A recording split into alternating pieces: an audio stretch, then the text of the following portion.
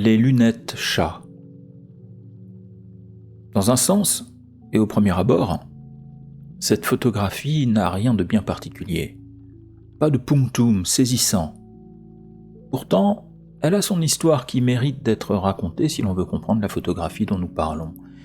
Cette photographie dite de rue, mais qui consiste en fait à photographier les gens dans l'environnement social, et quand on le peut dans des milieux singularisés, dans des clubs distinctifs parfois difficiles d'accès, mais qui cachent d'autres visages de la nature humaine. Nous sommes dans le reportage sociologique sans prétention et sans préjugés, dans la documentation du quotidien, y compris des moments magiques que peuvent constituer les rencontres de mode. Semaine de la mode de Paris en 2015. Si vous voulez être dans le coup, dites plutôt Paris Fashion Week, SS16, pour Spring Summer. Ce qui est amusant et vous met au défi, c'est que les lieux des présentations sont tenus secrets, et l'accès est seulement sur invitation ou sur liste d'invités. Toutefois, la plupart des shows ont lieu dans les arrondissements centraux de Paris. Par ailleurs, l'agenda de la semaine est chargé et les chroniqueuses de mode, les fashionistas et les passionnés se déplacent souvent à pied, de lieu en lieu pour gagner du temps.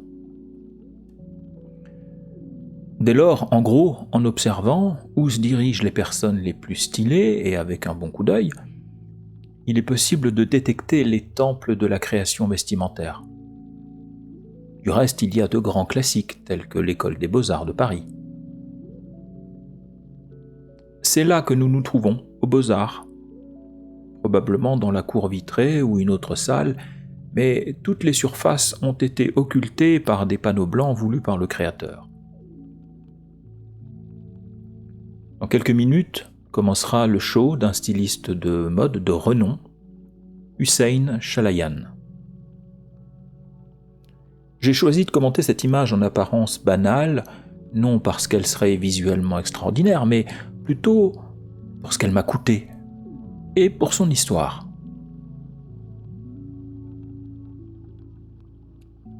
J'avais décidé que je parviendrais à faire des photographies lors de la semaine de la mode.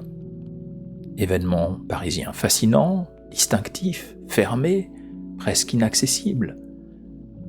De plus, j'avais une amie dans le milieu de la mode qui refusait invariablement de m'inviter au défilé, ce qui piquait mon amour-propre et renforçait ma motivation à y parvenir, coûte que coûte.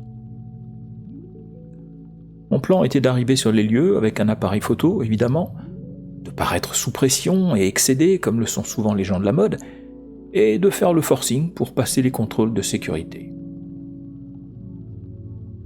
En fait, cela marcha très bien.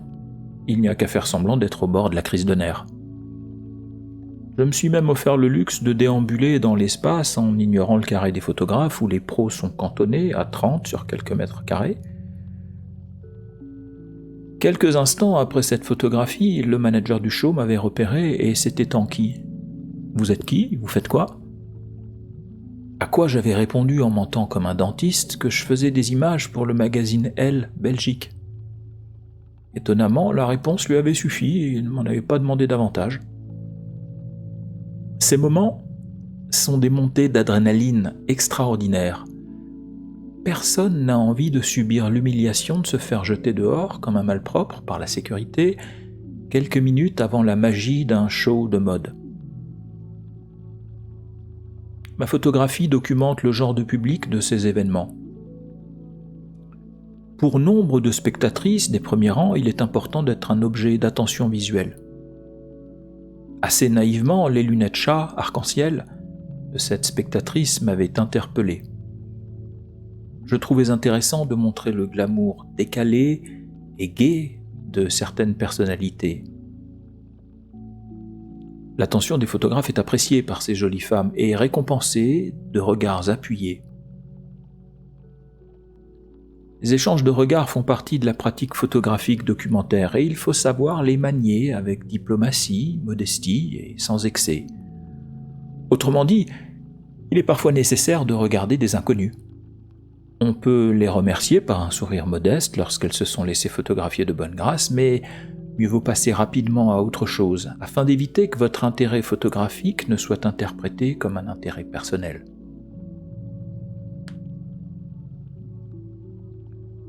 Si l'on considère l'image avec un peu d'attention, on remarquera qu'elle montre de multiples personnes dont les regards pointent en toutes directions. Nous avons un homme qui regarde dans le vide, une femme à droite qui, les yeux plongés vers le sol, semble surtout regarder en elle-même. Et puis il y a notre protagoniste, dont le style soigné, les bijoux et les lunettes un brin extravagantes la distinguent. Elle seule regarde directement l'objectif, qui plus est avec un sourire. Son regard semble accroché à l'appareil qui la vise et l'isole du reste de la scène dans un échange visuel troublant.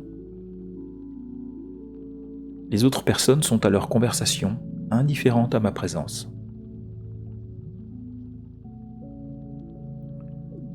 Je trouve que c'est ce qui fait le charme de cette image. C'est pour ce décalage et les efforts qu'elle m'a coûté que je l'aime.